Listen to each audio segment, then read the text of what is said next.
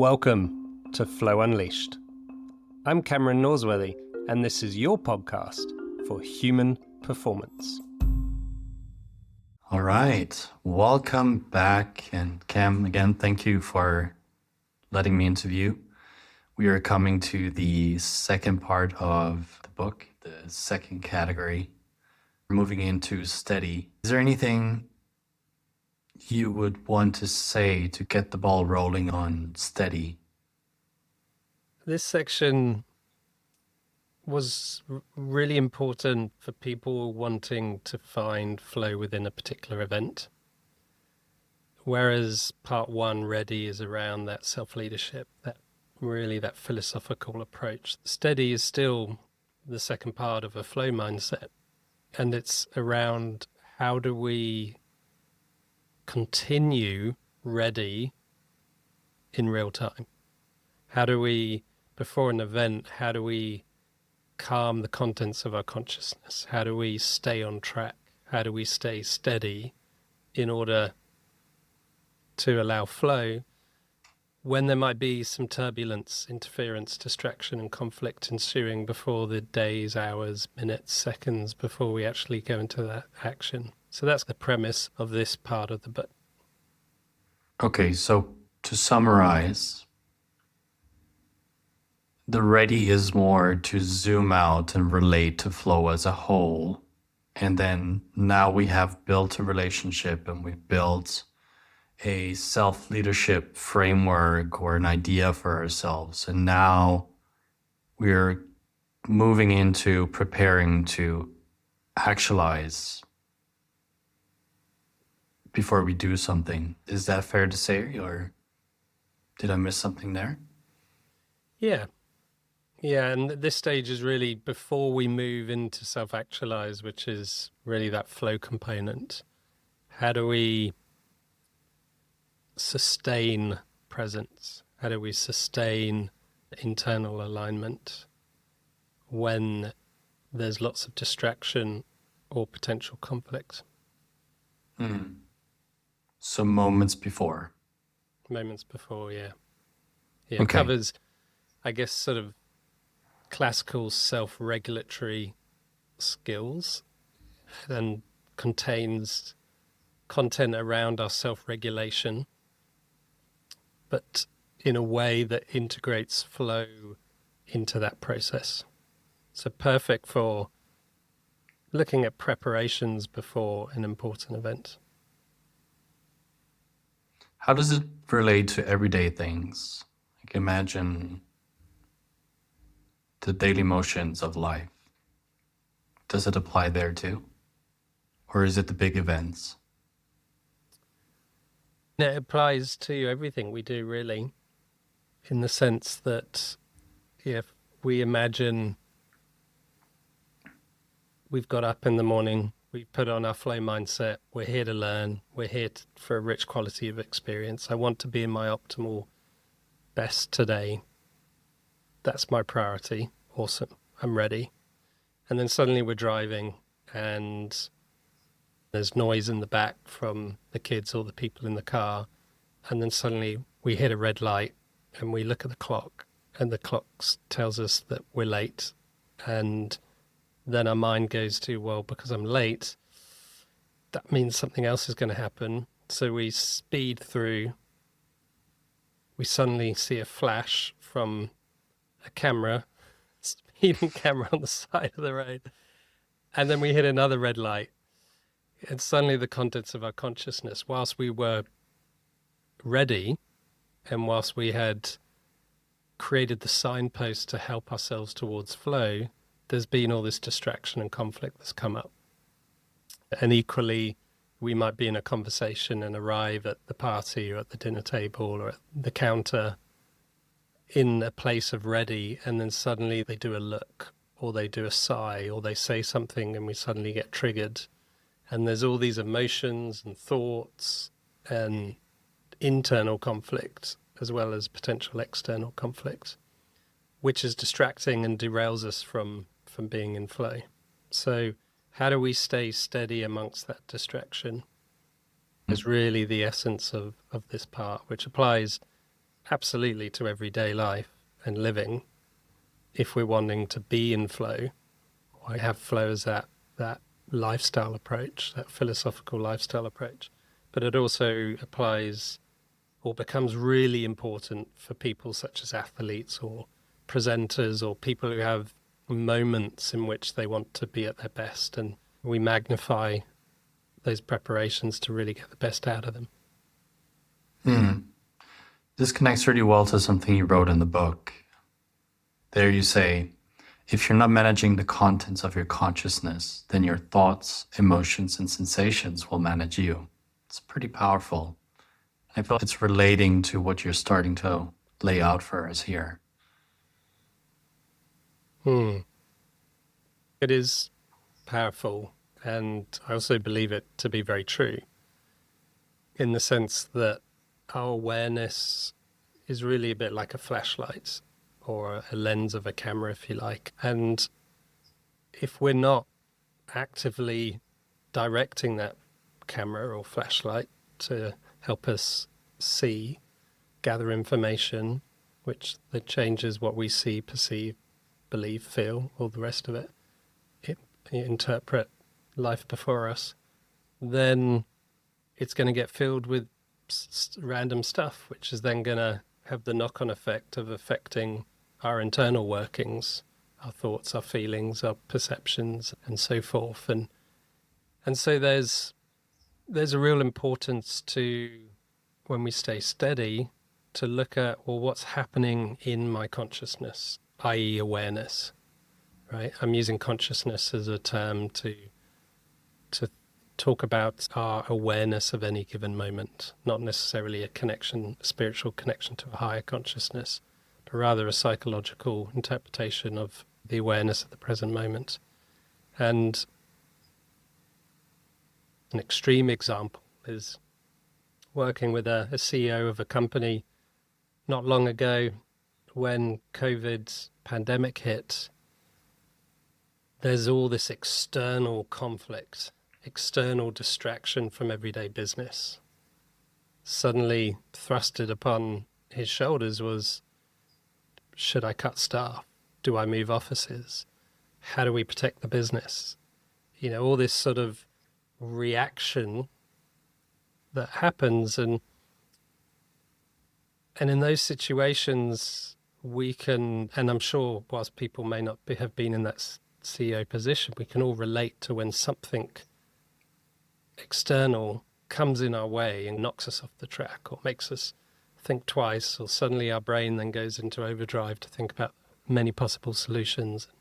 What do I need to do here? And we get lost in a bit of a rabbit warren of thoughts. And often there's good logical arguments on both sides of the coin.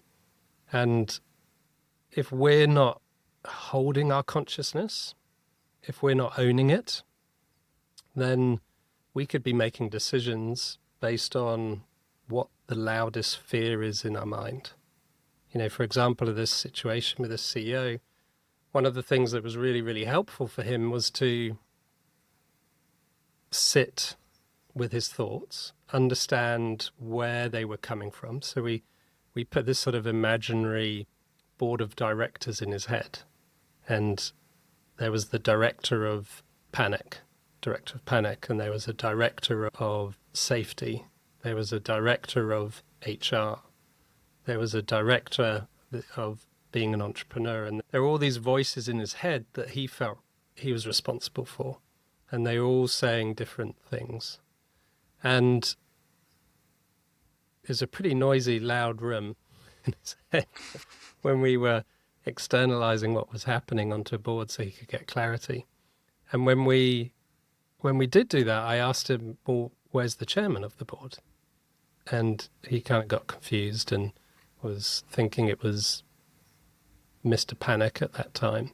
And I said, well, what would happen if you were to take control of and be the chairman of this board? Those voices can still exist, but you can chair this meeting. And suddenly his whole perspective of everything that was happening in his mind changed. He could get perspective on all of it. He could get ownership over the decision. He could get back in contact with his intuition as opposed to these many narratives and many voices going on inside his head. And that's an example where he was reacting to all these thoughts and potential solutions that he thought he should be doing and thinking of without stopping to, first of all, become grounded, center ourselves, and understand, are we just reacting to random thoughts coming into our mind, into our awareness? Or is there a foundation there that we've proactively created an optimal level of ourselves, and then using those narratives and information as good feedback, and as we would information from many consultants, and that completely changed his decision making on how to deal with this situation, as well as completely changing his experience of that event and going from this highly stressful, panicky nightmare to actually a very interesting challenge that was very complex, that was going to test his leadership and his skills as a CEO. Wow. So what did it do for him to go through this exercise to make this transformation?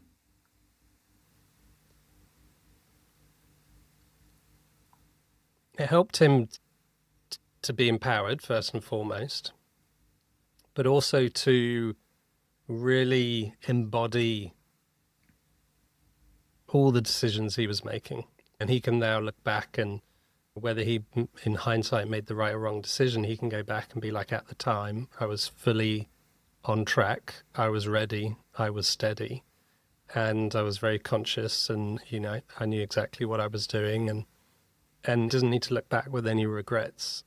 And he can move forwards with his decisions, knowing that it was most aligned with who he was and where he wanted to take the company and all the rest of it. So he was in alignment, and he was moving forwards with that cohesion, which for a lot of us, there's a bit of, not always regret, but we look back at days and weeks and months and years and go, oh, I was just so stressed out then, or was I acting out of fear, out of shame, or was I hiding, or was I... And we can look back at those moments and wish we could perhaps do it differently or do it again. And that completely gets rid of all of that, which is a really nice place to move forwards with, and really important when we want to find flow, because in those moments we have that internal alignment, and that beckons flow to appear. And if we're not in that place, we're otherwise fractured. We're moving from that negentropy to entropy. We're moving to chaos in the consciousness. There's a more metaphysical, philosophical theory that our mind is either moving in the direction of chaos or moving in the direction of cohesion, aka entropy and negentropy. And so it allows us to stay steady in that more cohesive, negentropic place, and allow flow to occur.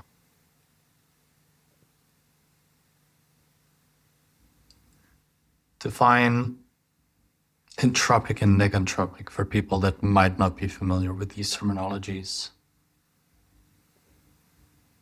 So it's really a term coined by metaphysics and used by Csikszentmihalyi and other psychological philosophers to talk about how information within our consciousness may be behaving.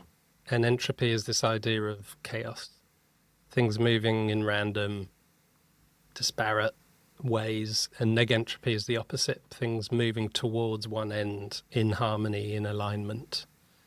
And the theory is that when the contents of our consciousness is aligned, moving towards one end, which is why goals are so important, because it coheres our resources and attention towards one end. When we have that internal alignment, focus, and harmony, then flow is possible.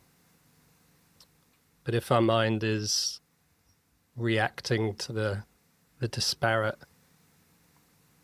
chaos that's happening within it, we're continuously going to be conflicted, distracted, and flow doesn't become possible. When you were developing the steady piece, what made you realize it wasn't enough to just get your mind in the right place?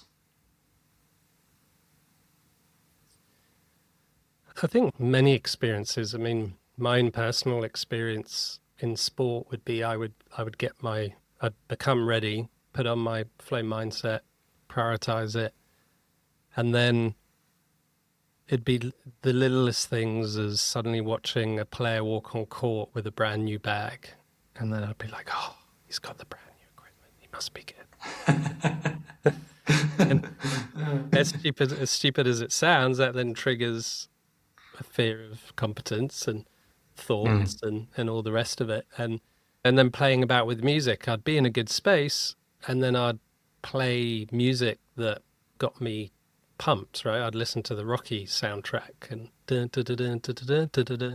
I'd find I'd get too pumped, right, before the event and actually get too aroused. And whilst I thought I was doing the right thing, my preparations weren't optimal. They weren't helping me peak. And so all this varying activity that whilst I might have made a conscious decision to be ready and changed my approach towards the challenge, there was all this distraction even of my own making, such as the music I was listening to. And then working with clients becomes ever more obvious because I can see that they have the right approach because we've worked on it. Or for some people, there's this one Olympic athlete I'm thinking of where they were just like so aligned with being ready. Like I was learning off them and they were just philosophically completely in the right place, but distractions would pop up, be it someone they fancied, be it a media camera that was there, whatever it was, they couldn't stay in that place. And so the importance, the need to keep that steadiness, keep hold of the reins of our consciousness towards where we want to heed became very, very obvious. And then in trying to communicate how to find flow, it became very obvious that it would be an important part for many people.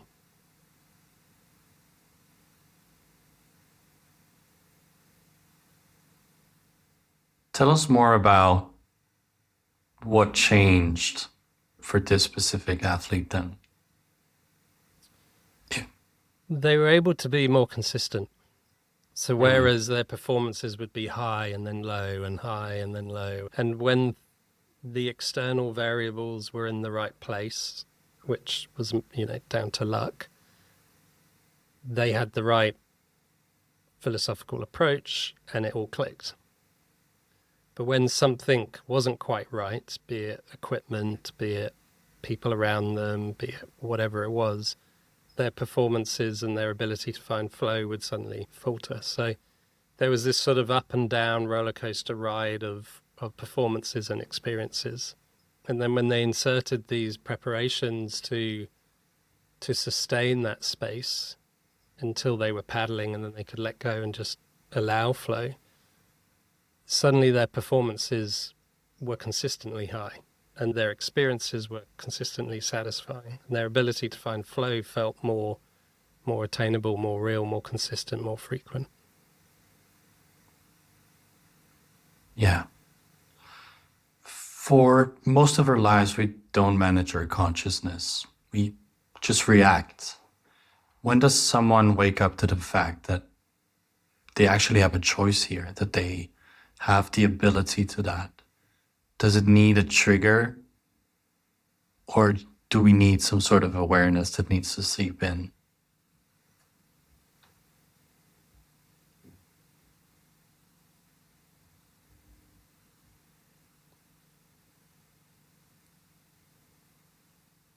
Yeah, it's a good question. Ultimately, I believe we're experiential beings.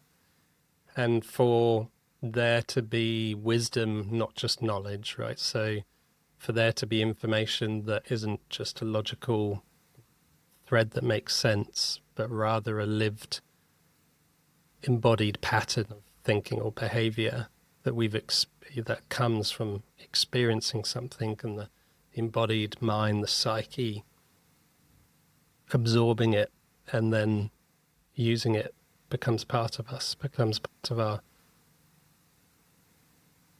wisdom, of the sum of our lived experience on this planet, our inner intelligence, if you like.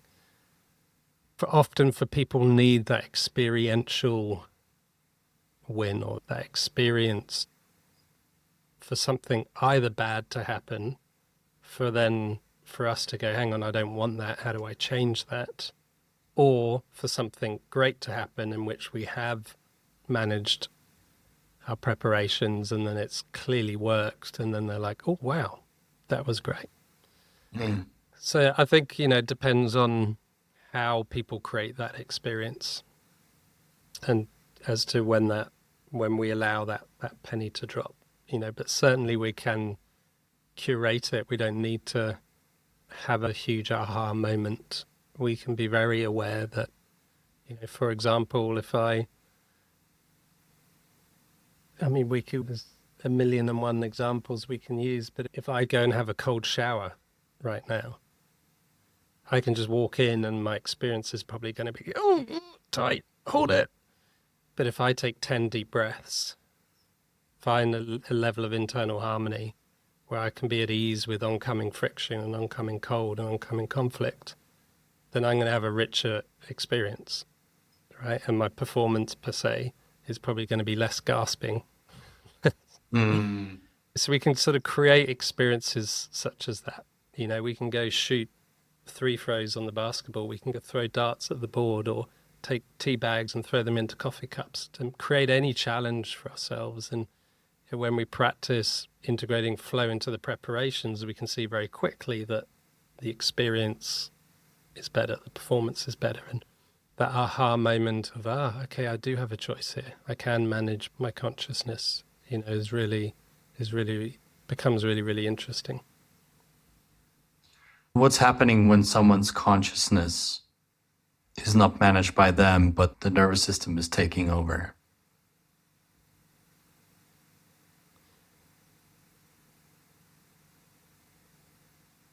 We become very sensitive to the outside world. Yeah, and part of that sympathetic activation is our senses can get heightened. And so we become very sensitive to all the distractions, and we, I guess, stop focusing on what our intention is, or where we want to go, and what we want to be doing. And when that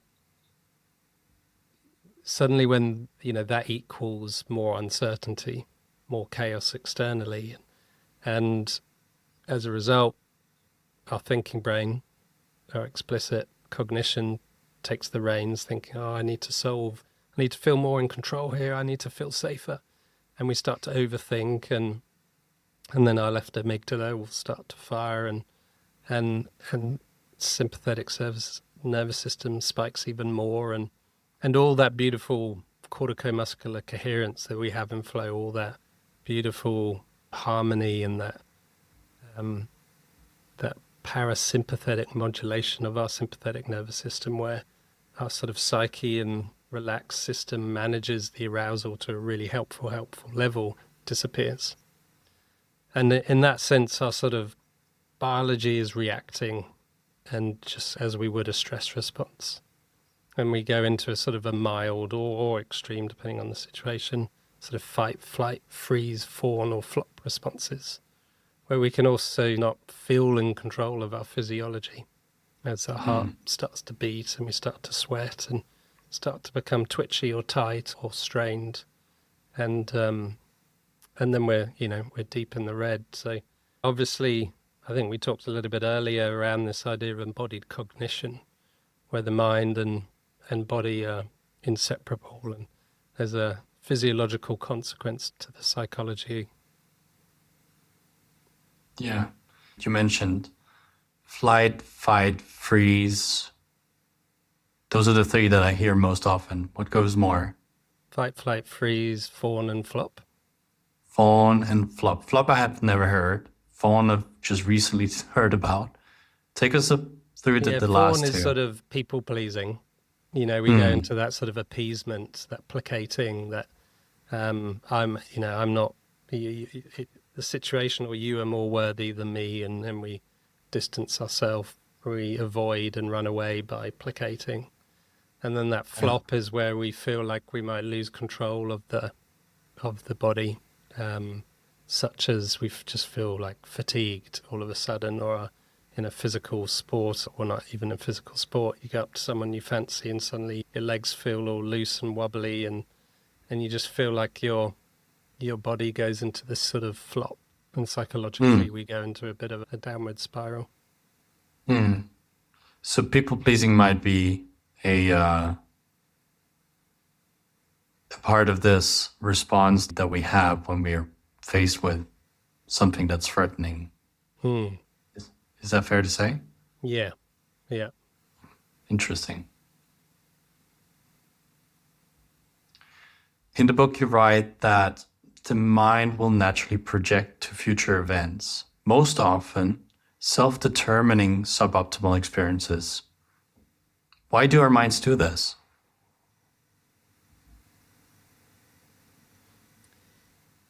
Because we want to feel in control. We want to, that inner workings of generative development, in the sense that we want to survive, we want to become better beings so we can better survive, we want to advance. Innate in all of us, we want to, at some stage, be better, not necessarily from a moral standpoint or compass, but more from an evolutionary one. And so in order to do that, we need and want to feel in control of the situation, so we can better act, better think, better navigate the situation, better meet our agendas and meet our needs. And so the mind is naturally projecting and predicting, and every time we predict the future to understand how to act in the present, we project. And every time we project, we create an experience around that projection. And more often than not, those projections are not ones of flow or optimal functioning. They're ones of tightness, fear, nerves, or, you just think about an upcoming event that's very important to you and just reflect on what that experience around that projection actually is. And so it's a very natural, very normal way of operating. Our biology is hardwired to predict. And often we overthink it by taking into account the nerves that we might feel. That speeds up the number of times we're going to predict and project, and then transfers that feeling into the future event. And so we then project a nervous experience, or project a self-conscious experience, or whatever it is. So it's a very natural mode, but it's one that unfortunately works against us most of the time because of our overactive mind. Our mind is continuously trying to get ahead, but in taking the reins, it overthinks, overcomplicates the situation, and, as I said, brings in inferred feelings that don't need to be in the future into the situation. Feels to me that part of this sometimes happens automatic. Some projections are a reactive response to whatever is going on in life. Well, what do we do with this? We use it to our advantage. I mean, if we're just catching a ball, for example, our mind's going to be predicting, the trajectory of the ball. It's going to be predicting the environmental variables in order to know where to place our hands and where to catch the ball. So there's lots and lots of predictions that's happening. To bring a coffee cup up to our mouth, we're predicting lots of predictions in that process. So there's all these predictions that are happening all the time. Our brain is just like, it would be impossible to not do that. However, what we can do is use it to our advantage, use it as an asset, and use it to insert flow, and use it to train our mind and body to feel in flow, to think in flow, to have that future experience of flow, to have that future projection of flow. So then when we get to those experiences, as we would bringing a cup of coffee to our mouth, we do it effortlessly and seamlessly. When we project how to catch those car keys that are suddenly thrown to us across the room, there's often not time to think about not catching them. There's just like, oh, and we've caught it. But our mind will instantly project to where it might be, and then we deliver that action. And similarly, bringing the coffee cup up, I might be in such a relaxed, secure state that bringing this coffee cup or cup of coconut water up to my mouth is just easy. And there's effortlessness, there's faultlessness there.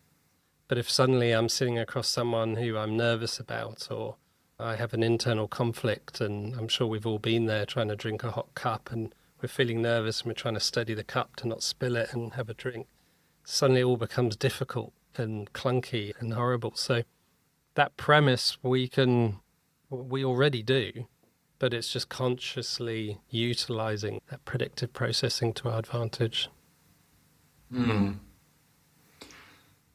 If you were to do a thought experiment, because we talked about, okay, creating an optimal experience in the way that we're projecting, and we've also talked about what kind of happens when it goes wrong. Let's make a thought experiment out of, okay, things go wrong. What's going on there? And what do we actually do to apply steady to this?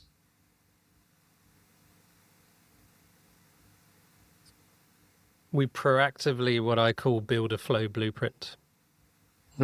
So we take the time out to visualize a future event in flow. And we can build an in-depth flow blueprint. And depending on the importance or the degree of negativity of those projections, we can do a deep dive into this and do a deep meditations, almost self-hypnotic intervention, and have it very experiential, very sensational. So, for example, with athletes like Olympian skiers that I've worked with, we've had them in their hotel room with their equipment, with their skis on, with all their gear on, with a fan in their face to mimic the wind, squatting as if they're skiing, but visualizing to make it feel super real and super immersive. And so that they can really build that blueprint of them in flow before they actually do that race. So then when they get to the race, the brain goes, oh yeah, I know what to do here. I've done this already. And then leading up to the race, the emotional turbulence isn't as much, because there's that seed feeling of, I've got this. I'm going to react and flow, no problem. So there's less distraction, less conflict leading up to the race. And then what we do with that blueprint is we take a snapshot of it, an image, 2-second movie, something short, bright, that really signifies that whole blueprint. And then every time the mind projects, which it will hundreds of times before an important event, we insert the snapshot into our mind, bring it front and center, remind our neurology how to feel, how to be, and associate this idea and feeling of being in flow with that future event. And the more we create those associations, the more it becomes a likely scenario to be a self-fulfilling prophecy. So in creating those flow blueprints, we can do that for walking into work every day. We can do that for important meetings. We can do that for a conversation. We can do it for a sporting event or whatever it is. We have the opportunity to manage that process, steady our minds, create content within our consciousness that will lead us towards flow. Or we can choose to, what I call, be experientially negligent, which is to ignore our experience, right? Instead of being experientially intelligent and competent and being aware that our experience is super powerful, we can, we have a choice to either pick up use that intelligence to our advantage, or be negligent and and play the lottery and see what experiential roller coaster awaits. Yeah. Okay, so the blueprint and the exercises and the scenarios mentioned, these are very much if you have time in advance and you have a very specific scenario that kind of goes the way, right? And let's imagine the example that you said before. Okay, you're at your tennis match and now this person comes in with a new bag and it was something that you didn't project, that didn't really fit the blueprint. Now your brain takes over. You're starting to think of all these negative thoughts and you're starting to project again the non-flow mindset specific. So what do we do there? How do we intervene? How do we get out of there and come back to it? The quickest one is to insert the snapshot. Remind ourselves why we're here and all the feelings that we're about to feel when we, in that scenario, step on the court and play tennis. And that might bring us back. Alternatively, we can, with trial and error, we can create rituals that it might be a sequence of music. It might be a thought. I often have one of laughing with my children. Laughing with my children puts me in such a good place of the reason why I do things, the feeling that I want to generate inside myself. So if my consciousness is being hijacked, I can just think of a moment where I'm just giggling with them or they're doing something silly. And that then brings my heart rate to a place I want it, brings my mind to a place I want it. And then I can re-engage with what's happening. And, there's many, many tools that I lay out in the book, and from resetting our psychophysiology to managing our thoughts to choosing feelings to trigger and engineer to lots of ways to power up our presence and use our senses to our advantage so we can get out of that thinking brain that's often been the cause of us being hijacked and back into a more sensory or experiential experience. So it really depends on what the activity is and the state that we want to put ourselves in prior. If I'm hours before an important event, I'm going to want to be super relaxed. But if I'm minutes before an important event, I'm going to want to be somewhat aroused and excited, fired up. So we might use different tools to create different feelings and thoughts and points of focus. Mm. Yeah, there's something that you said that really sparked my interest that I think would be good to leave the listener with.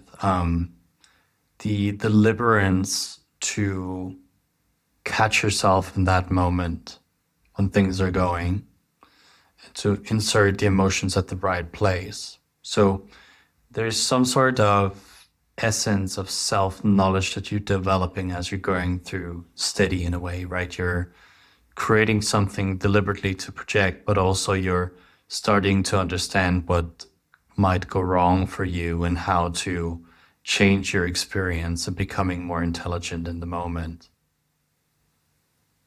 Yeah, absolutely, and well put. And there's an underlying theme there within this phase of the book and the whole book as a whole, of this idea of becoming more experientially intelligent. And to sum up this episode, that this study gives us the practical tools and the rituals for us to actually apply that experiential intelligence into experiential competence.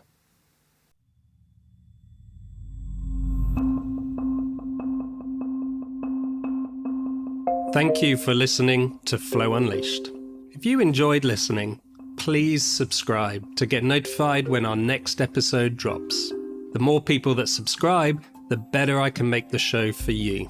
Equally, please leave a review. Your review will go a long way to helping others find this pod. Until the next time, thank you for listening to Flow Unleashed.